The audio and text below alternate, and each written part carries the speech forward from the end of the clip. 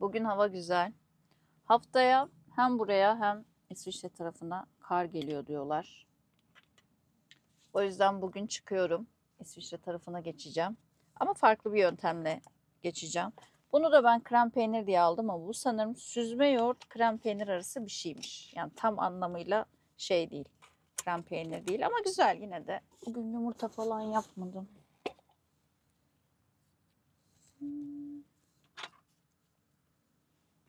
Pomponla sütlaç kapıda. Sütlaç hanım kaçtı. Yakalarken elimi ısırdı.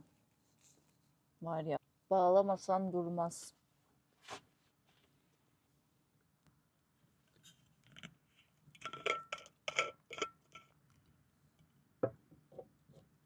Gitmeden benzin almam lazım. Bir de sim, e-sim almam lazım İsviçre için. Çünkü orada geçmez buradaki. Pompon. Yere niye oturuyorsun? Yatağını koydum oraya. Geç yerine. Haydi haydi haydi. Benzin aldım şimdi. Çok bir numarası yok diye çekmedim. Nerede dursam? Bir yerde durayım da lokasyona bakacağım.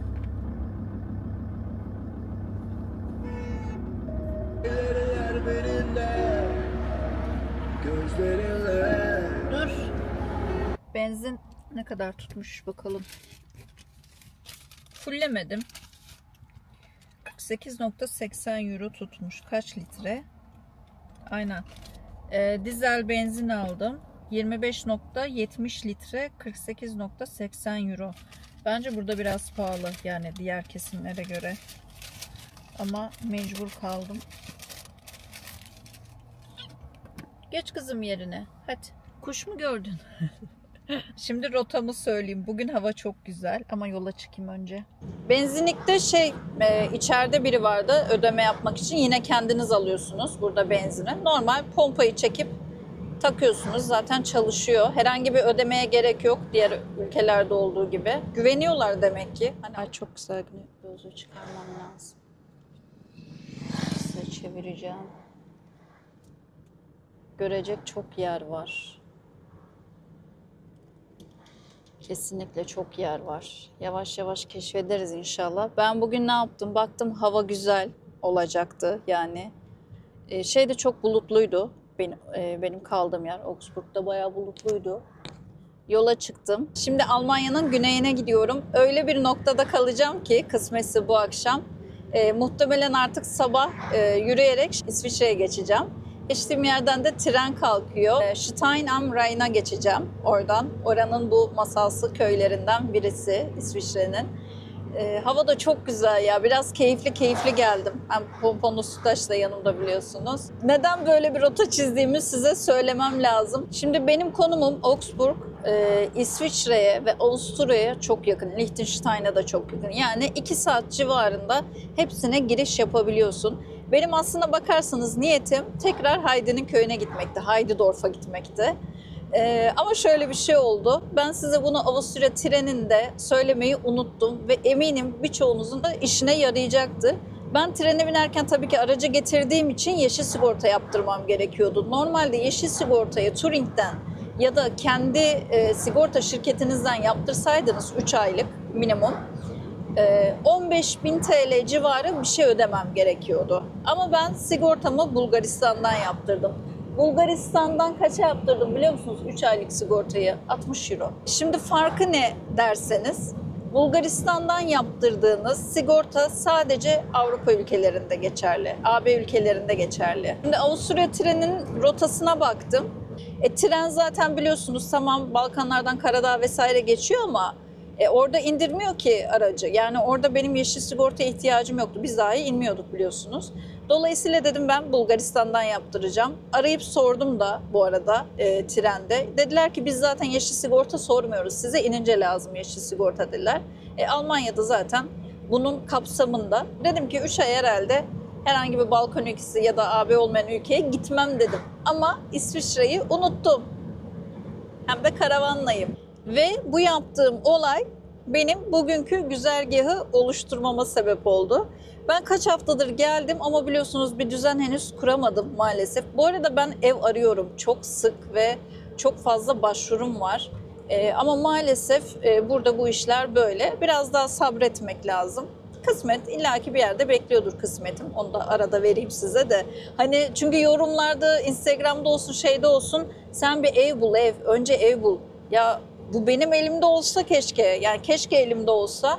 Çünkü o zaman karavanla gezmek çok daha keyifli olurdu. Hani ev bulmuş olsaydım. Şimdi her türlü karavandayım ama çok şükür tabii ki. Neyse konuma devam edeyim. Dolayısıyla ne oldu? 12 bin lira cepte burada.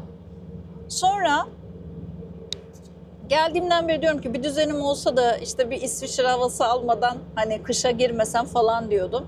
Ama yeşil sigortam şu an orada geçmiyor. İsviçre biliyorsunuz bu kapsama dahil değil. Normalde rota şöyleydi. İşte ben Avusturya'ya geçeceğim. Zaten çok yakın bana.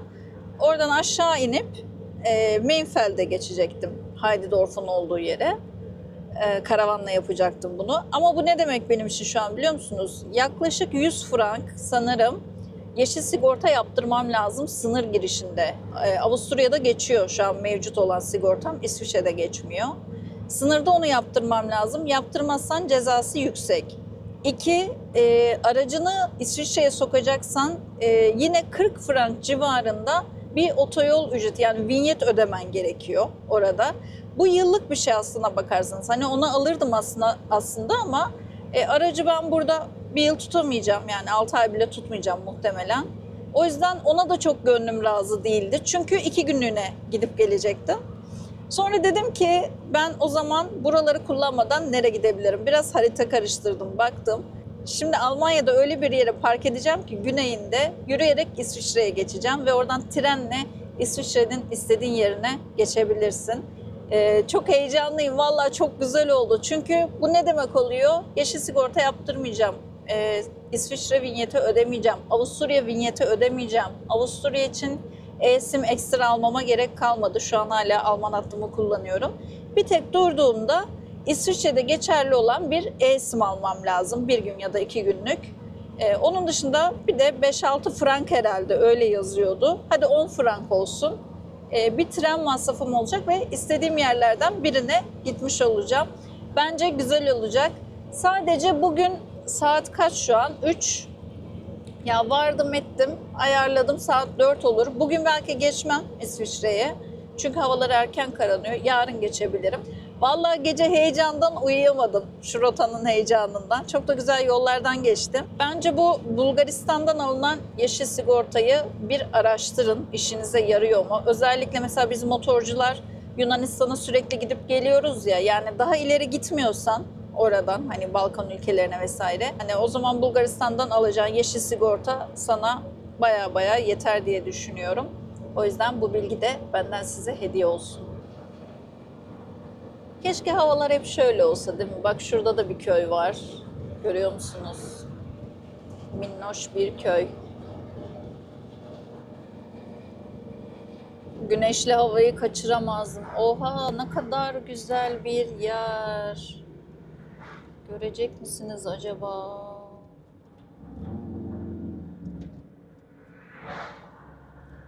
Baksana. Çok güzel.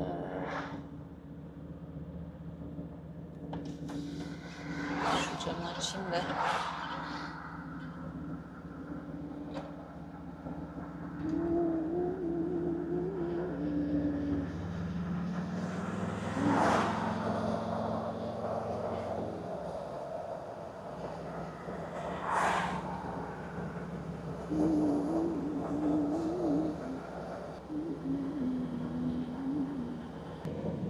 Zaten Alp havası başladı. Biraz daha hızlanabilirim. Burada 100 sınır. Yol boyu çok basamadım çünkü hız göstergeleri genelde 80, 100. Umarım yarın da hava böyle güzel olur. Yani olacak gibi görünüyor ama bizimkiler de burada. Pompon.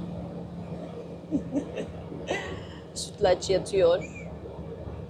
Keyfi yerinde. neresi burası? Konstans diye geçiyor bu bölge. Dediğim gibi yürüyerek geçtiğin yer. Zaten sanırım Konstans'ın yarısı İsviçre'ye ait, yarısı Almanya'ya. Yani soğuk ne kadar düşüyor bakalım. Ona göre belki bir kamp alanında kalırım. Balkonda kafayı yasladı.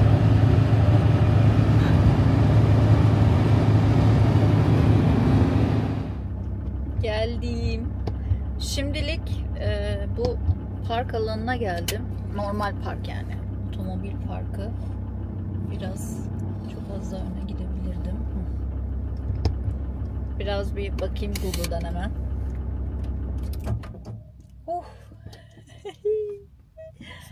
Bildiğin şey burası. Burayı çekmeye gerek yok. Normal araçların koyduğu bir otopark. Sanırım ücretsiz. Çünkü herhangi bir yerde öyle tabela görmedim. Dümdük girdim içeri. Popon hadi çık bakalım. Bakalım trene yetişiyor muyum? Buralarda hala tabi Deutschland tıkıp geçiyor. Buradan tren istasyonuna gideceğim. Yemeği eğer güzel bir yer görürsem dışarıda yerim bugün. Tabii ki de ters yöne bindim. 2 durak geldim indim. Allah'tan para vermiyorum ama şuraya göstermeliyim. Ya hava kararmadan şu göl manzarasına gitmek istiyordum. Yarın da gidebilirdim ama sabah hiç oyalanmadan direkt İsviçre'ye geçmek istiyorum çünkü. Ya bu keşif gezisi hem sizi de getirmiş oldum. Buralarda yaşayanlar varsa ki biliyorlardır herhalde. Çok güzel.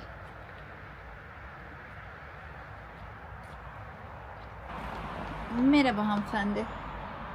Nasılsınız? Allah'tan hava bugün bayağı güzel. Bayağı güzeldi yani çok keyifle yol yaptım camımı falan açarak. Buralarda otobanlarda yani 3 saat gerçekten 2 saat bile çok uzun geliyor. Çünkü 2 saat duraksız gidiyorsun. Hani trafik yok ya. Bayağı uzun geliyor burada bana yol yapmak.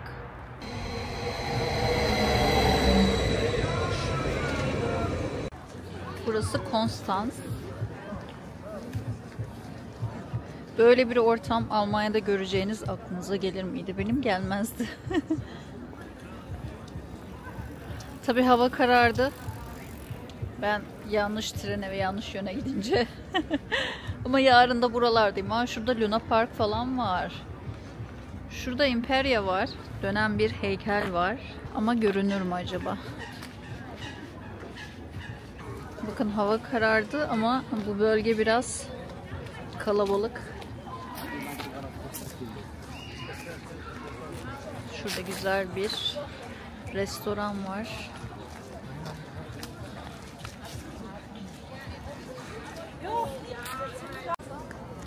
Şu an kendimi Yeniköy'de falan hissediyorum. Hiç göl gibi durmuyor zaten.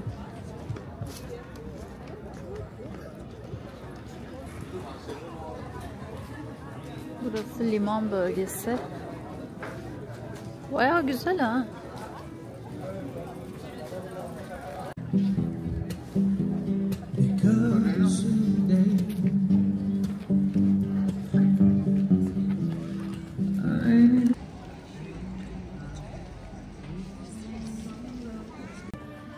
Şöyle bir yere oturdum. Hem pizza hem şinitzel gibi şeyler var. Biraz pahalı ama buralar böyle. Hello.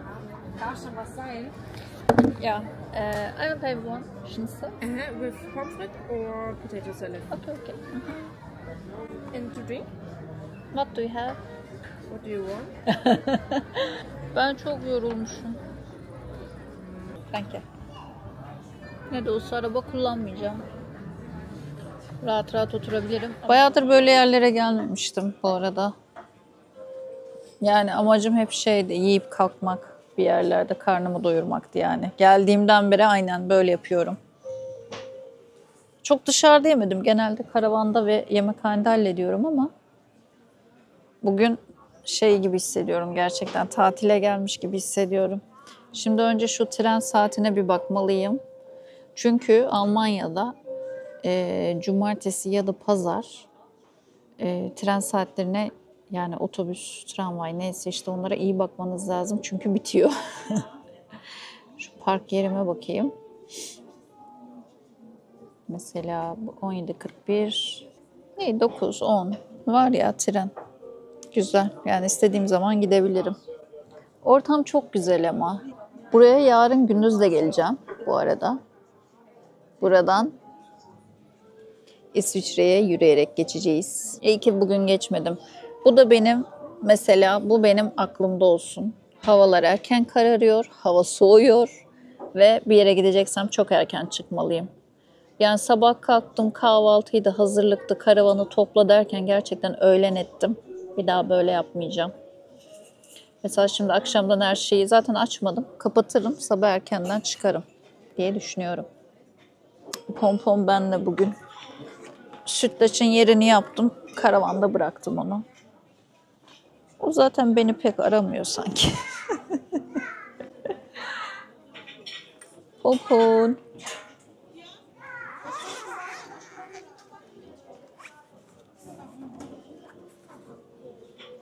Gel.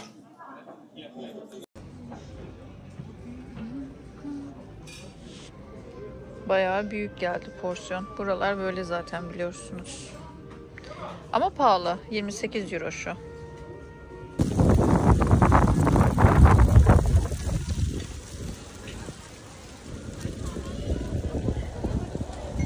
Tam bir London havası.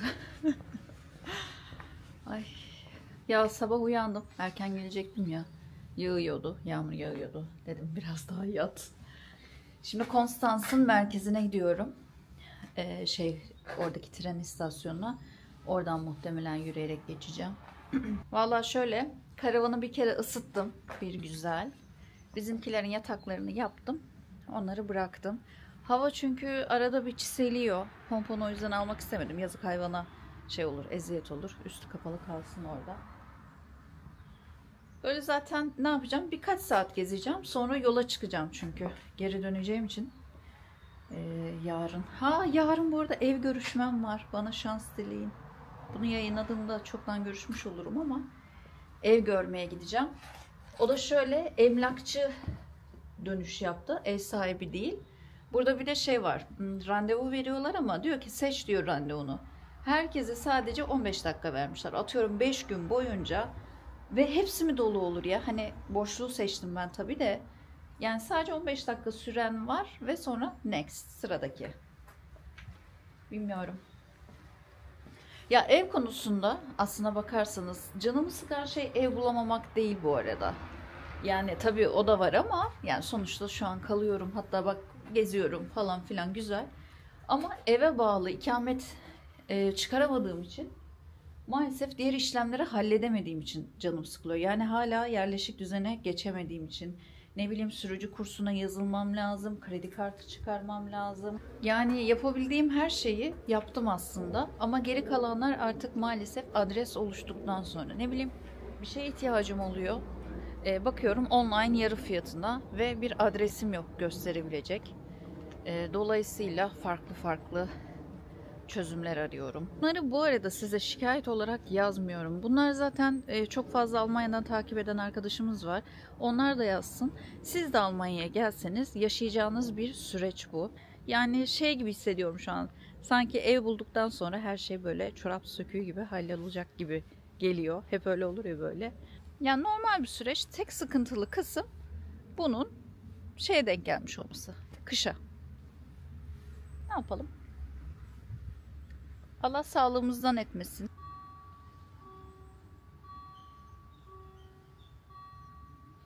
Burası dün akşam geldiğim yer. Küçük bir keşife gelmiştim, gece çekmiştim. Şimdi buradan İsviçre'deki Bahnhof 20 dakika gösteriyor ama sınır o kadar uzak değil. Sınırdan da çünkü bir 5-6 dakika uzaktaymış tren istasyonu. Yani bir 10 dakika sonra yürüyerek İsviçre'ye geçmiş olacağım. Danke.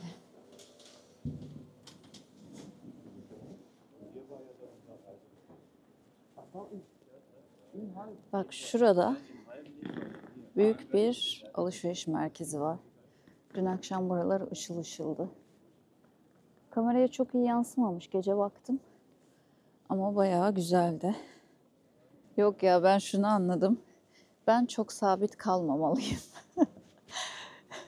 Çünkü çok sabit kalınca bana bir afakanlar. Şu an hava o kadar temiz. Ya soğuk ama soğuk şey yapmıyor mesela, ısırmıyor. Şu an iyiyim yani.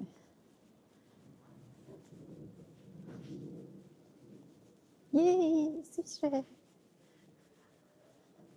İsviçre'ye karavanla da geçmek istiyorum aslında. Tüm gereklilikleri yapıp. Ama onun için biraz zamanım olsun istiyorum. Yani bir girdim mi birçok bölgesini gezeyim ki değsin istiyorum. Ama artık kış geldi, bilmiyorum. Buralardayız ne de olsa, inşallah onu da yaparım, size çekerim. Daha önce burada İsviçre'de bulundum. Hatta videolarım var. Motosikletle gezmiştim. Onları da izleyebilirsiniz. Hatta bu videoyu koyayım ben onları da. Bugün pazar. Bak, pazar olmasına rağmen bu taraf hareketli. Benim yaşadığım kısım Augsburg bu kadar hareketli değil. Münih de hareketli oluyor bu arada pazar günleri. Çok güzel ya. Keşke bir gün önce gelseydim. Ama işlerim vardı. Bu arada Augsburg'dan Konstanz'a eğer Dodge ticket'ınız varsa yine ücretsiz gelebiliyorsunuz. Baktım. Birçok seçenek hızlı trenle. Hızlı treni karşılamıyor. Aylık bilet. Ama birkaç seçenek var. O saatleri yakalarsanız kaç saat sürüyor? 4 saat 15 dakika sürüyor trenle. Augsburg'dan Konstanz. Sonra yürüyerek İsviçre. Çok güzel buralar. Bisiklet, evet, kesin almaya karar verdim. İnşallah. Dönüşte bakacağım. Bu hafta bir hava durumu oluşsun. İşimi çok kolaylaştıracak diye düşünüyorum. Ama normal bir bisiklet alacağım. Buradakiler gibi şehir bisikleti. Yani en basitinden, tabiri caizse ayağımı yerden kessin. E-bike güzel olabilirdi. Onu devamlı kullanırdım ama e-bike için de charger'a ihtiyacım olur. 220'ye yani. Ona şu an gerek yok. O başıma dert olur benim şu an için. Baksanıza renklere. Çok güzel. Baksanıza, sokaklar bayağı güzel.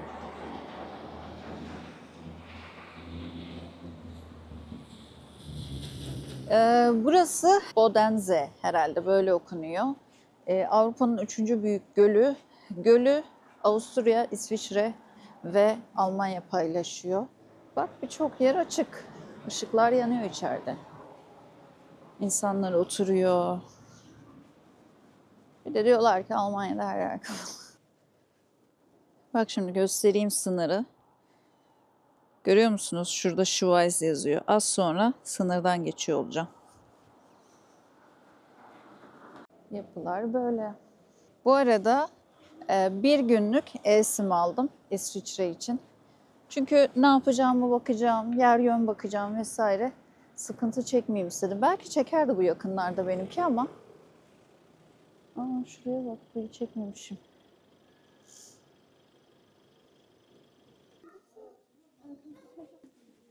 Ama tam sınır noktası bura değil. Biraz sola yürümem gerekiyor sanırım. Yol çok güzeldi ama. Bak mesela bisiklet almış olsaydım bu hafta belki bisikletle geçerdim. Why not? Tam o border noktasını aradığım için böyle geliyorum. Şimdi tren istasyonunun yanı burası. Bakın burada yazıyor Almanya sınırı diye. Ay, ben çok mutluyum şu an. Kreuzlingen burası. Kreuzlingen. Seestraße. Ha, şurası. Geldim bile.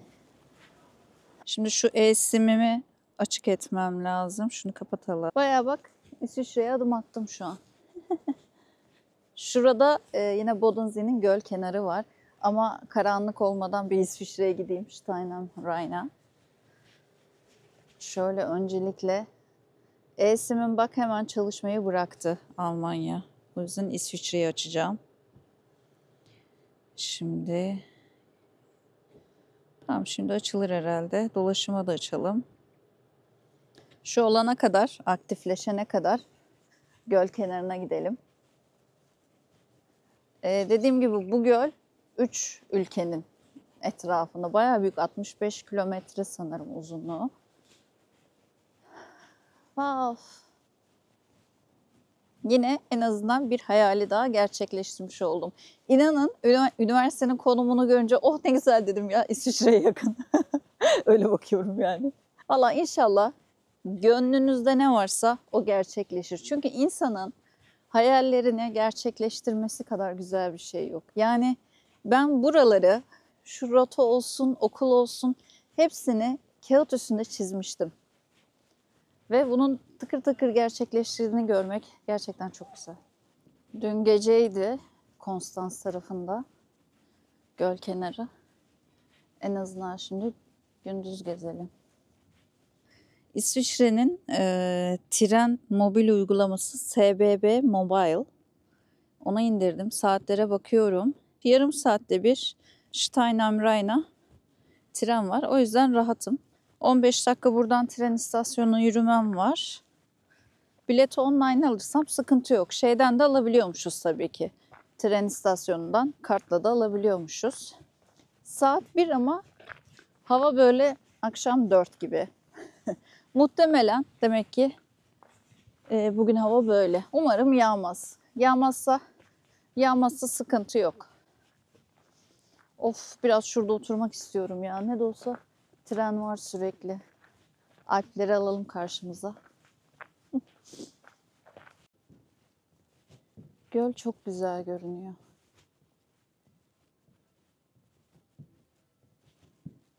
En temiz göllerden biriymiş burası bu arada. Buralara da oturma yerleri yapmışlar. Şurada oturacağım. Of, çok güzel görüntü. Bak şurası Almanya. Burası İsviçre. Çok güzel. Bak tam burada yazıyor. Konum olarak burayı yazacaksınız. İsviçre kısmı buradan başlıyor yani.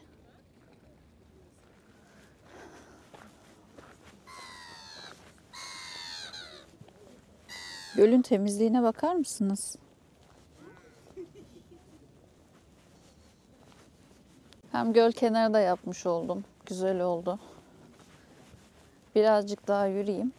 Bir yarım saat sonrasını alacağım. Zaten 18 dakika yürüme buradan. Tren istasyonu. Şimdi o dediğim köye gideceğiz.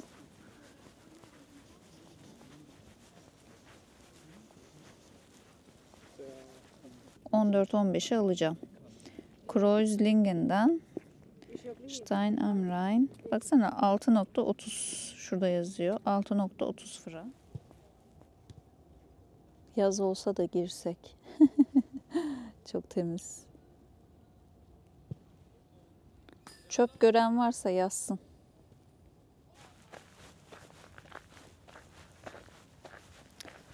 Dın dın dın. Ah, şu temiz havayı oraya gönderebilsem.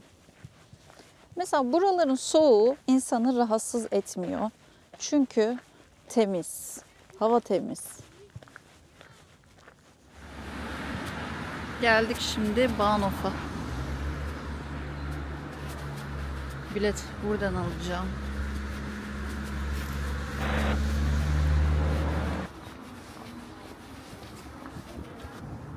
Kreuzlingen. Tamam, doğruydu o. Enter.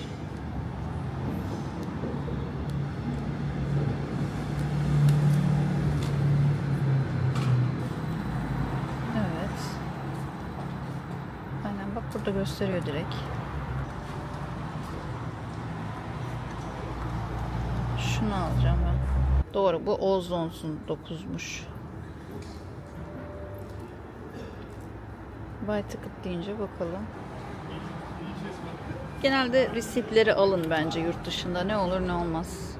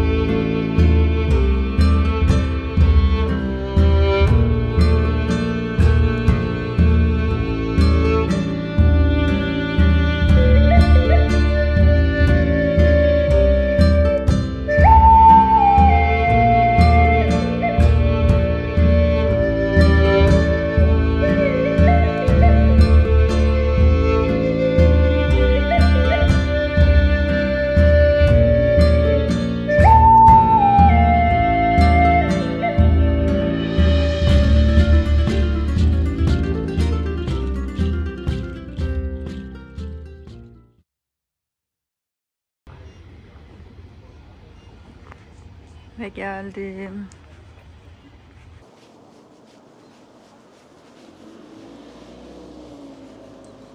Bakalım nereden geçirecek beni. Şimdi Steinheim Rhein'a, Old Town'a gidiyorum. Altstadt diye geçiyor.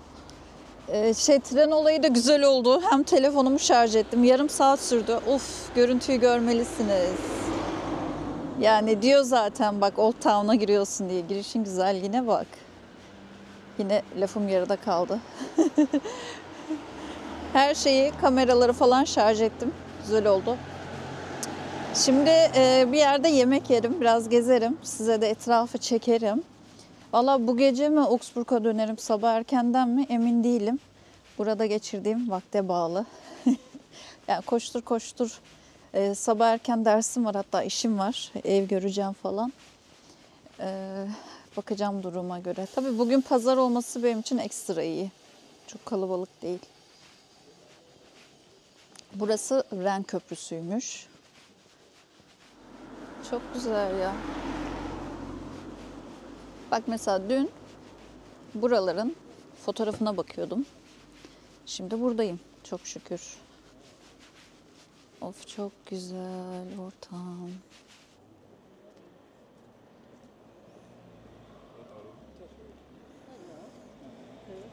Hi. Şu anki konum bu arada Konstanz Gölü'nün bittiği nokta. Tam buradan Ren Nehri başlıyor. Ya ve o köprü üstündeyim şu an. Tam geçiş noktasındayım yani şu an. Baksanıza güzelliğe. Yeri de göstereyim size. Şu karşıdan geldim ben. Tren istasyonu o tarafta. Şimdi Altstadt'a gidiyoruz. Geldik hatta zaten köprünün karşısı. Gördüğünüz gibi eski evler. Burası Orta Çağ'ın ahşap çerçeveli evleriyle meşhur ve çok korunmuş bir yer. Şimdi ben belediye binasının oraya doğru gidiyorum. Oradaki yapıları da göstermek istiyorum size. Bak, pazar olmasına rağmen yine de bir hareket var. Şu mimariye bakar mısınız?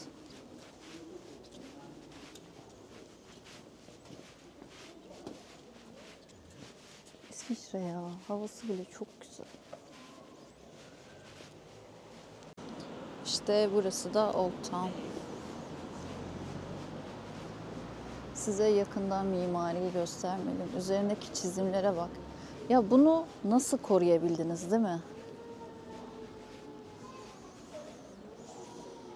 Çok güzel.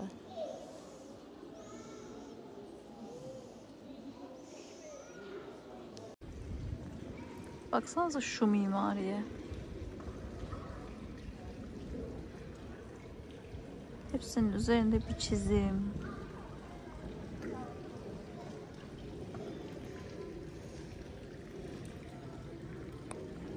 Belli ki bayağı turistik bir yer.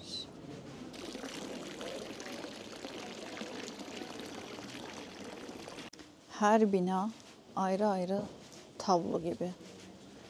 Burası tam Altstadt'ın kalbi mi diyeyim size. Böyle renk renk.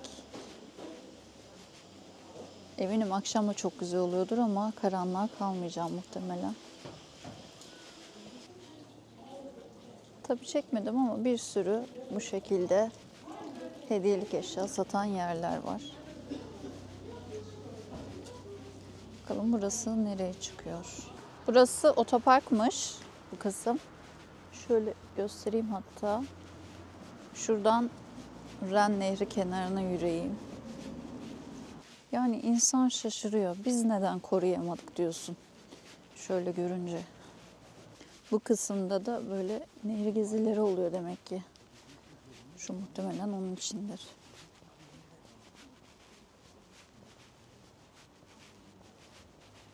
Tabii sonbahar olunca ayrı bir güzel. İlk geldiğimde şu köprü üstündeydim. Şimdi bu kısımlarda da restoranlar var. Bakayım oturulabilecek bir yer varsa. Bu arada bayağı yürüdüm. Saat de geç oldu. Burada pizza falan var bu arada herhalde. Aynen pizza, pasta. Belki bir makarna yerim. Çok güzel, tertemiz. Ay şuraya bak şimdi. Kameraya yansıyor mu acaba bu kadar ortamın berrak olduğu?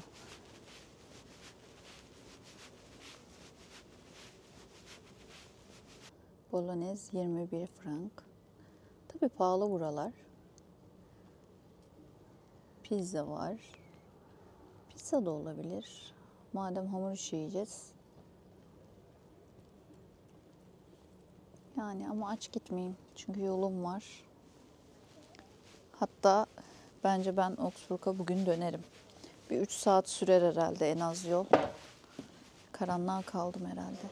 Ay ortam güzel, böyle cozy derler ya. Çok hoş değil mi? Ne yiyeyim? Bugün sabah sadece bir şeyler atıştırdım. Sabah hızlıca çay yaptım. Yani doğru düz bir şey yemedim açıkçası. Sorry, I have this only in the German language. Okay, no problem. To the drink, you know what you want? Yarınlar yokmuşçasına şimdi. Tamam, ne yapalım? Acaba bunlar da güzel acılı yapıyor mu? Arabiyat yiyeyim. Ay yoruldum. Ay iyi ki geldim.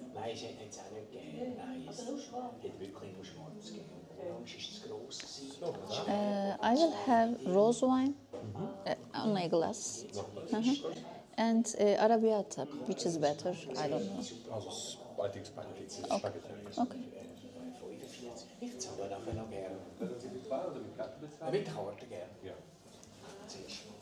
Ortamda sıcak ya, hoşuma gitti.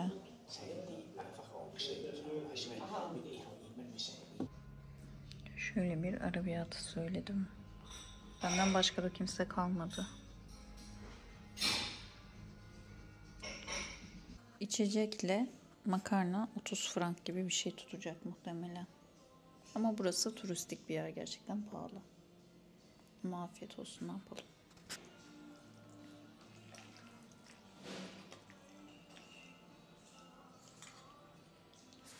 Gelen herkesin istisnasız tüm masalara selam vermesi. Yani ben de dahil. Çok tatlılar ya. Burada daha sıcak.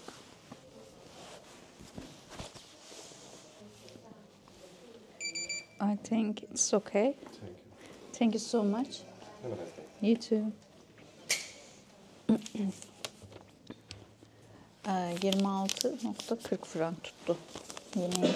Yani bir tek İsviçre'ye gelerek yemek parası harcamış oldum. Bir de 6 frank şey verdim. Tren. Şimdi de vereceğim muhtemelen. That's all. Oh. Bak ışıklar yanmaya başlamış.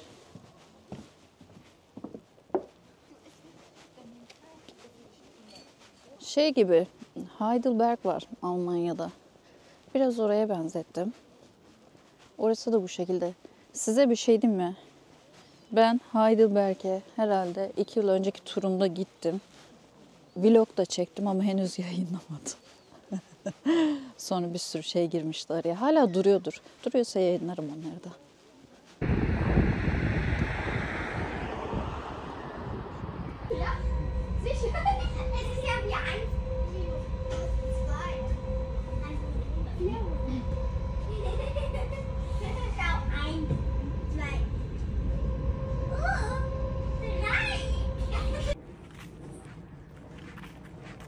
Yola bak ya. Şimdi İsviçre treninden indim. Konstans Bahnhof'a yürüyorum. Şu anki bulunduğum yerden bir 15 dakika falan yürüyeceğim. Oradan sonra oradan ya trene ya da otobüse binip karavanın olduğu yere gideceğim.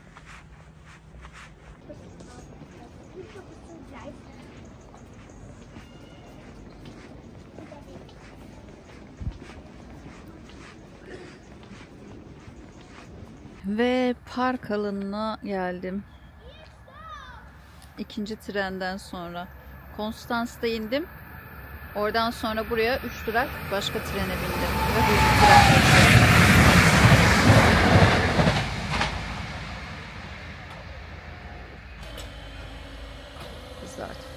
üzere.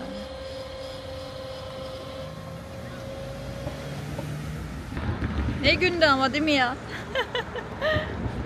Ama tıkır tıkır hepsine yetiştim. Güzel oldu. İnşallah çocuklarım da iyiyse şu an.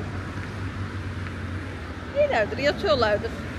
Yani Sütlaç'ın aramıza katılmasını zaten bu yüzden çok istiyordum. Hem onu kurtarmış oldum Türkiye'deki sefil hayatından. Hem de Pompon'a arkadaşlık ediyor oluyor. Nefes arıyor hayvanlar da yanlarında ya. Zaten uzun vadede çok yalnız bırakmıyorum. Bu arada okulda derslere köpek getirenler var. Park alanını zaten karavancılar kullanıyormuş. Şu yanımdaki karavan da birkaç gündür burada. Yani ben 2 gündür buradayım da. Burası park. Yani normal araba parkı demiştim zaten videonun başında. Vallahi bir çay koyacağım termosa. Öyle yola çıkacağım. Gideceğim Augsburg'a döneceğim bugün inşallah. Yani kaç saat gösteriyor bakmadım. Eğer olur da çok gösterirse bir yerde dinlenirim. Pompon. Gel kızım.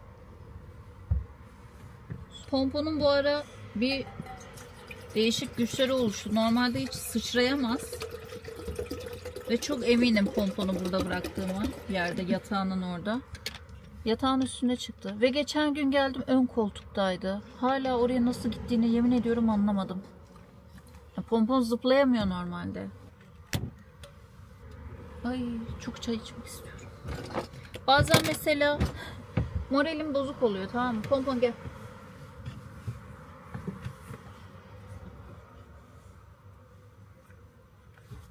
Diyorum ki ya diyorum bugün de bir şey olmadı ama niye moralim bozuk diyorum.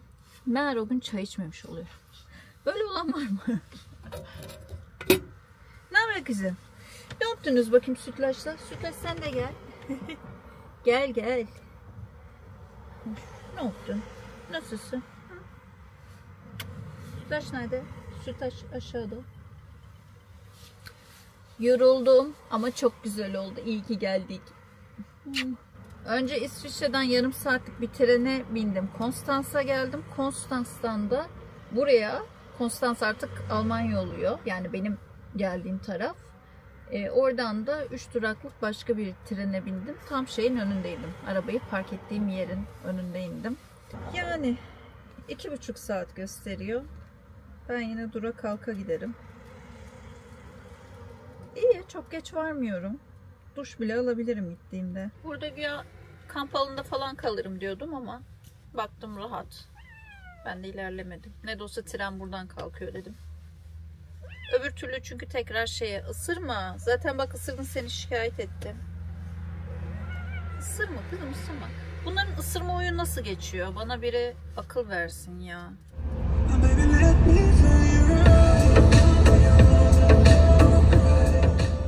Oh, bizimkiler bir uyudu arkadaşlar. Bir uyudular yan koltukta. Oh.